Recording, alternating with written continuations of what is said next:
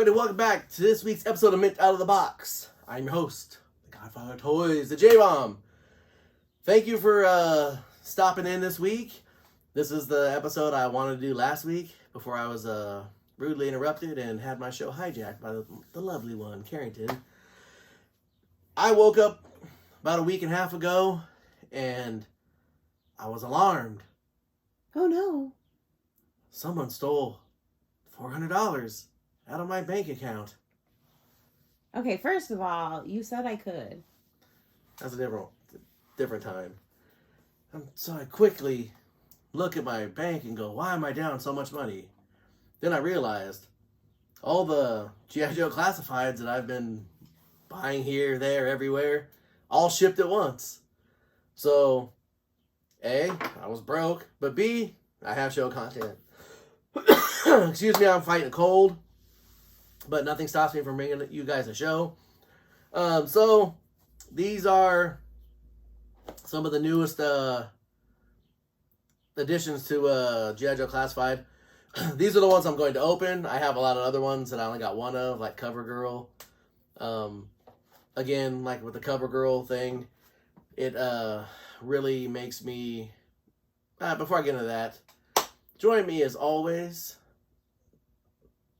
the lovely, my wife, producer Steph.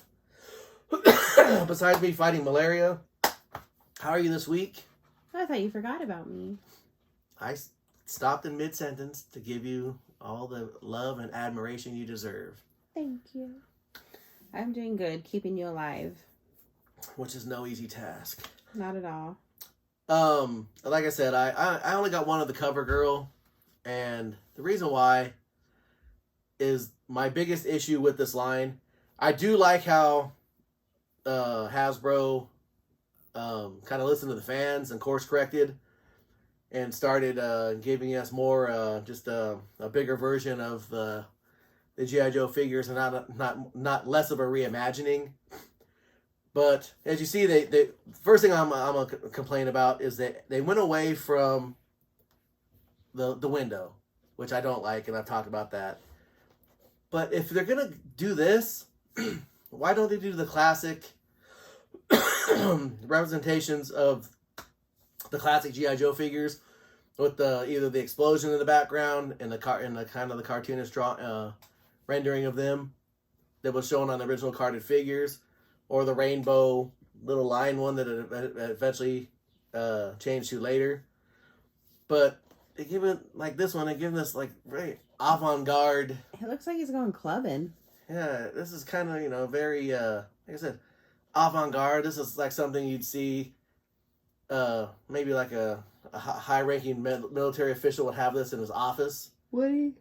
It's just bizarre looking. I mean, this one's not so bad. But the issue I have with this is... They don't fit. They don't match. That. But, like I said, we have a Gabriel Barbecue Kelly. We have a Gabriel Barbecue Kelly in a regular red issue that was a Target exclusive. So now we have this one, which is, I'm sure, exclusive to somewhere. But he's part of the Mad Marauders, which I'm guessing was the Slaughter's Marauders before. Because I don't remember the Mad Marauders. But whatever. And then here we have the Crimson Bat. I don't ever remember there being a Crimson Bat 3 3/4 inch figure. There might have been. I don't remember it. So if I don't remember it, it probably didn't happen. But Confirmed. Sergeant Slaughter's Marauders. See? Even in my old age, I'm still pretty sharp when it comes to my history on toys. But,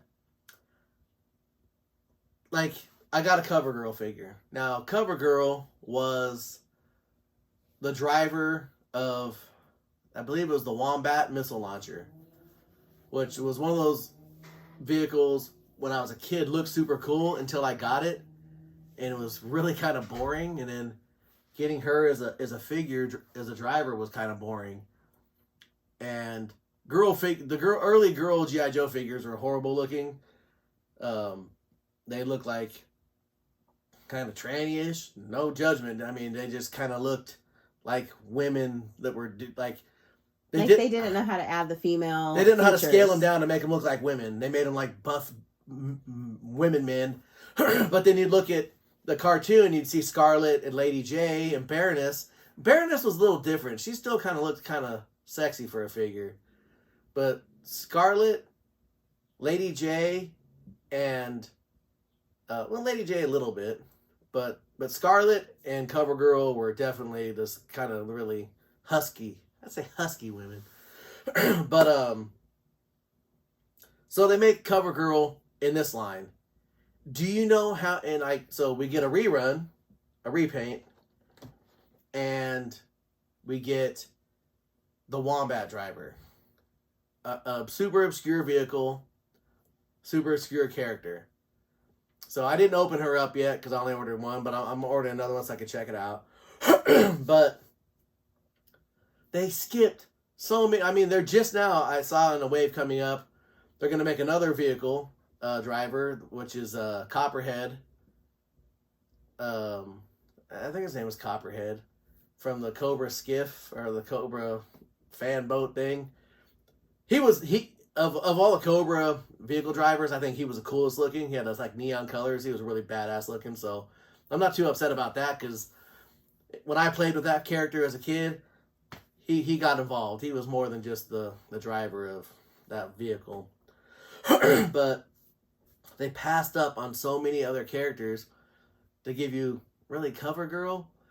And I hate to be that dude, but the Lady J figures, the Baroness figures, that Asian woman character from the Snake Eyes movie, those figures are rotting on the pegs in GameStop, Walmart, Target, anywhere fine toys are sold. So, I mean, they don't even really sell. So, I mean, even the Baroness figure that's on the big card is kind of just sitting there. So, I don't know. I really wish they would do a little bit better in the figure selection of who they're going to make. I mean, the ones that are coming up, they're making a Snow Job, which is awesome. They're making a Rock and Roll, who was one of the original 12. I think it was 12. It's one of the original lineup. But I mean, from the originals, you could have made Grunt. You could have made Flash. I mean, Flash has got to be one of the most underrepresented characters in the G.I. Joe line. Zap. Man, the bazooka was the coolest weapon in the world when you were a kid. And Zap gets no love. And he was a Hispanic character, too, on top of it. So, I mean, come on, man. Do better. Even Airborne, Native American guy. My favorite character of all time. Airborne. Or Ripcord. Ripcord was cool, too. I guess I had a thing for guys that jumped out of airplanes. So that's what my dad did. So, I'm going to pick one to open up for you. And I'm going to open up Vincent R.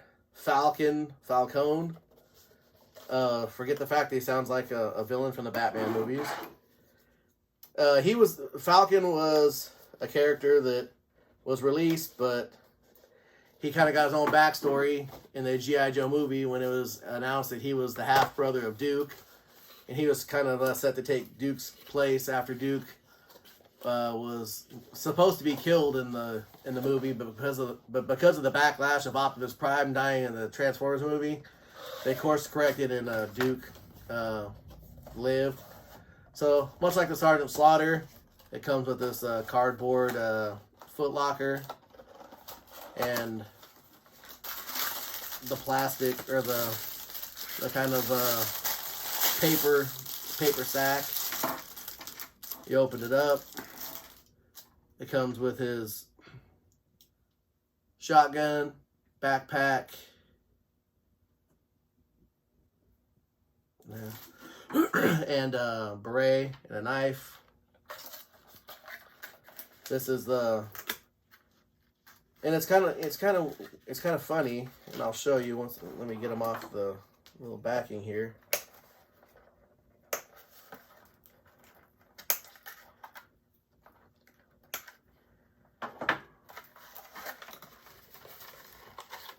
Upon looking at this character,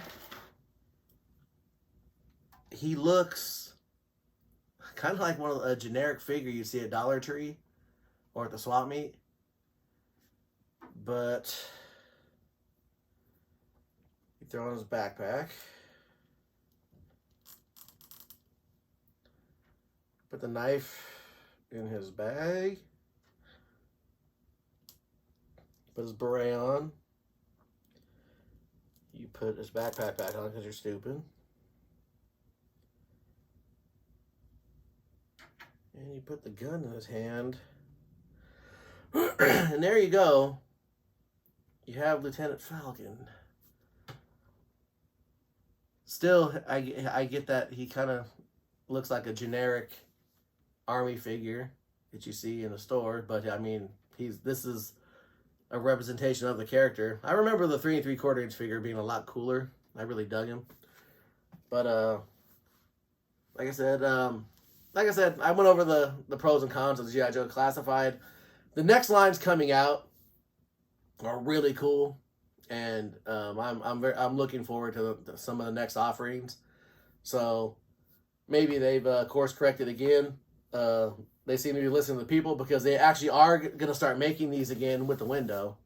So when you buy these from the store, and 5 years from now, when you decide to open one up, and you go there and someone to put a pair of used underwear in there, you won't be screwed. So let's hope that doesn't happen to nobody, and that didn't happen to me, nor have I been involved in buying stuff and stuffing underwear back in there and bringing it back. So that's totally hypothetical. So, producer Steph, before we go, what do you think of this? I very much agree with going back to the window things. It's frustrating not knowing what you're going to get, considering you see how obvious the figure swaps are on packages that you can see what's in it. Can you imagine what kind of stuff is going to come in here? Like you said, it's not worth the risk, and it wants me to, I want to open it before I leave the store, because at what point are the stores going to start to limit returns? That's true. You know, oh, well, you've exceeded. I mean, they track everything else down to the Dayquil that I had to buy you to stop you from dying. So at what point are they going to limit returns? But I think it's fun. We'll still keep collecting. As of right now, I buy everything I can from Amazon when it comes to the windowless figures. Or if I want like a Marvel Legends or something, I try to get it when there's 4 or 5 on the shelf. If I go to a store and I'm like, oh man, I've been looking for this figure everywhere, and I have never seen it and it's just sitting there by itself, I'm gonna be a little bit weary. Or if it's something that, hey man, that thing was came out 4 or 5 months ago, and now I see this random one just sitting right here, there's a good chance there's some dirty ass draws in there. So with that, I will end the show. Thank you very much for stopping by. Like I said, everything you see here is available on Amazon.com. It's still a regular price. So if you're interested, grab them. Get them while they're hot. See you next week. Thanks for stopping by. Bye.